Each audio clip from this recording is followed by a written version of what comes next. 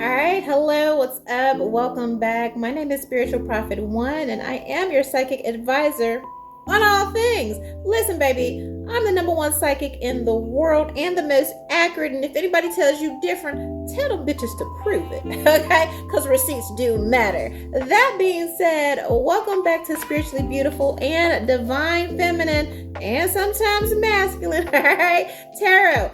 Whether you're on the TikToker or the YouTube, make sure that you follow, subscribe, okay? Definitely like the video, definitely share the video, definitely favorite the video, and all those good things. Show me love, and baby, I show it back, all right? And when you're done with that, all right, meet us, me, in my exclusive community and VIP Patreon. All right, that is where I'm at if I am not here. The information is always below in the description box, and it's a video around here somewhere on it. All right. Also, I'll be opening up personal readings. Okay, I think I can handle about 7 a week. All right, so go ahead and send me an email to book your slot for that. Okay. And I'll see you Monday or something. That being said, divine feminine, divine masculine, whoever it is, let's see what they're thinking about. All right, let's see their feelings, actions, or whatever. Let's see how they feeling about you right now. All right, here. Let's see. On a weekend, on a Friday. All right, on a Friday. Happy Taurus season. All right, I'm gonna try. It takes a lot out of me, but I'm gonna try to do these all signs later on. Okay, I'm gonna see. All right, here, but let's see what they're thinking about you right now. All right. Well, baby. Okay. It's a song somewhere where I don't know who sings that song, but it's just like, you know what I mean? I should have made them pay for it or something like that. I don't know. Okay, like I feel like there may be some regrets or some regrets. Okay, somebody. It's almost like I should have taxed you more. All right. You need to pay me for wasting my time. Mariah Carey. Okay, where she in a divorce, okay, she kept the ring and she sued the nigga for wasting the time. It's something like that. It feels like, you took my kindness for weakness. I don't know what you thought this was. I don't know who you think I am. You can't even be nice to, I'm hearing ugly niggas or something. Like I gave this nigga a chance and now he treat me like I'm ugly or something like that. Like I should have charged you. I should have taxed you. It kind of feels like that. I ain't gonna say what it says on here, but it feels like that. Divine masculine. It's kind of the same. It's kind of the same thing. I don't know how that would resonate for you, or somebody feels like that towards you. I feel like somebody regrets being kindness. Maybe you took somebody's kindness for weakness, or vice versa here. All right, hinting to a significant other that you think that they should lose weight. Yeah, in reverse. I just said this. Like somebody might have criticized you, or said something, constructive criticism. It's like a nigga that be liking instant model pictures and you're his whole ass girlfriend, you're his whole ass wife.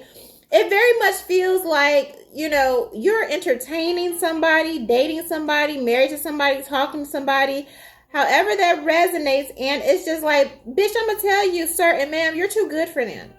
You're too good for them, and they're treating you like you're the ugly person. And it's not even just about being ugly in looks. It's not about a bag. It's not about who got more money or less money. I just feel like you are a divine being who deserves to be revered and, number one, respected. Okay? Respected. All right? Your presence in their life. Your presence is a privilege. I was just talking about this in the video before. All right? And somebody could have made a comment, all right, about your weight or something like that. And I just feel like somebody was unnecessarily nasty to you. They could have been, trying to say, oh, well, you need to do this or you need to do that. You know what I mean? And now you're looking at this person like, I shouldn't have let you in my space, in my face, in my energy, period. Okay, it's kind of what this is giving. All right. And then it's also like, somebody like, well, if you're dating a partner or whatever, and they're like, oh, you need to get your toenails done. You need to lose 20 pounds. I need to do all of this. You can just go buy a hoe. You can just go buy a hooker. You can literally go buy what you like. Okay? Instead of sitting up here trying to project or trying to tear me down. That's what it's giving. Like, maybe if you're a feminine, a masculine energy is trying to, indirectly like tear you down or compare you to other bitches or suggest, and I feel like, again, maybe something about your beauty, your presence intimidates this person. So they feel like by critiquing you or picking at you, they want to humble you a little bit. Like somebody wants to kind of bring you down here. And I feel like that's so you'll be digestible for them because they're not used to being intimidated. They're used to being the catch. Maybe they're used to bitches or niggas falling all over them. And maybe you're just not pressed. You're just like, or whatever. Maybe you got shit to do. Maybe you got a business, school, some of your own. And it just feels like that, like maybe you wasn't all up on somebody's dick or all up in somebody's coochie hairs and, they're like, oh, how dare you? And so they started, nitpicking or whatever because you wasn't riding a jock or whatever respectfully like everybody else does. And I feel like you just need to come to this person like, listen, if you want to build a Barbie, it's plenty on motherfucking Instagram, Craigslist, or whatever you want to find them hoes and niggas, okay, respectfully, right? We also got squirting here, and it's like at the same time, this person is super super turned on by you. All right, they're super turned on by you. I feel like in spite of them critiquing, and I feel like the critiquing again is to get you to feel some type of way so they can digest you, because I just feel like your presence is just overwhelming them. They're not used to that. And they're turned on by it, all right? And they don't know why they're turned on by it because it's just like, again, I feel like they're used to people going out of their way for them, all right? For some of you, this could be a racist person because we have affirmative action here. Sex with a married person. This could be somebody that's already spoken for, all right? Here, this is also somebody, they could have a issue with porn, all right? Here. And we have being honest when your doctor asks how much you smoke, drink, or do drugs. I feel like you're straightforward. You don't cut to the shit, all right? And I just feel like, again, I talked about this. You intimidate someone, all right, here. I feel like you're just really, really strict, all right? And because of this person knows you won't settle, and because this person knows you're not falling all over and just losing your mind because they are who the fuck they are, King of Swords energy.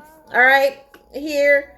This is how you make this person feel, regardless of their money, regardless of their status. You make this person feel inadequate, okay? You make them feel inadequate. You make them feel insecure. You might not even see none of these flaws, but they feel exposed in your presence. They feel exposed in your presence, yet they don't understand why they can't let you go. They're barely able to hold themselves back from you. Maybe you trigger a childhood memory, a childhood wound, okay? And so they're lashing out, they're nitpicking, sabotaging the connection, maybe even before it gets off of the ground, because maybe you're just the first healthy person they've ever met in their life. They've never had to be healthy. They've never had to be whole. They've always had people to just put up with their toxic shit because of who they are. And then here comes you knocking everything down, knocking down their ego, knocking down their pride, knocking down their confidence. You don't give a fuck about, how fine they are, their money, or who they are to this or that person or whatever, They've never met somebody of the opposite sex or same sex or whatever that just stood in their power as equally as them in spite of who they are. Maybe one person is rich, one person is poor, fine, ugly, whatever. It's the fact of you standing in your power. This intimidates them. And so that's why they've been kind of coming for you. And because you're not falling all over trying to suck their dick or eat their pussy just because they're there, all right? They feel rejected by you in some kind of way, all right? And that's entirely their problem and not yours.